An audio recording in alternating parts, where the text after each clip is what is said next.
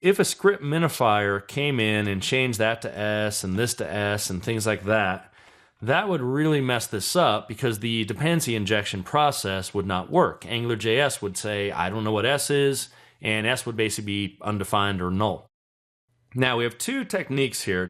This is pretty simple because we only have one parameter, but imagine I had, some others. I'll just put foo and bar here.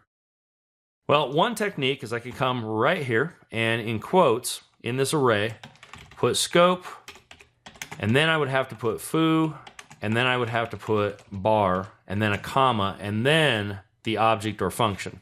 So I'll go ahead and wrap that down. Now at the end of this, which is right here, I would need to end that array that we started. So you put an array of parameters, and then the very last thing will be the function that's supposed to take those. Now if these all got renamed to say S, F, and B, and this would all get renamed in here, it won't matter because Angular will actually inject things in based on these names. So even if the script minifier shrinks things down, which is its job, we'd still be okay.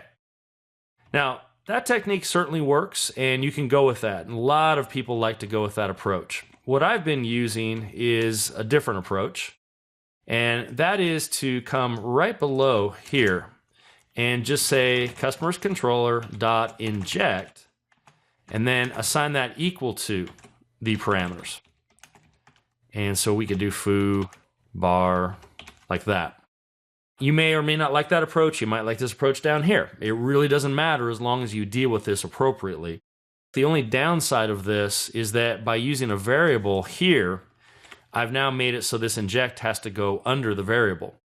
One trick you could do that would work with JavaScript if you wanted to move this up, because the problem is if this gets big, the order really, really matters here. And if you can't see these because you have to scroll a lot, it gets a little messy. So you technically could do this, and then I'll go back to, I don't usually do this, but if you just give this a function name, now above the function so that these match up really closely to where they're actually defined, now you could actually use these and define it this way, just using a standard function. So that's a few techniques you can do. I'm going to go back to my normal technique here, and I'll let you kind of choose what you like. Now we don't have foo and bar, so to make sure this still works, let's go ahead and take those out. Regardless of which approach you do, I think it makes sense to put a wrapper function and then have it self-invoked. That way anything in here gets pulled out of the global scope. And then if you like the inject, or if you like to put the different parameter names in the array right here, either approach works. But now at least you'll know the different options. This is typically what I like to go with.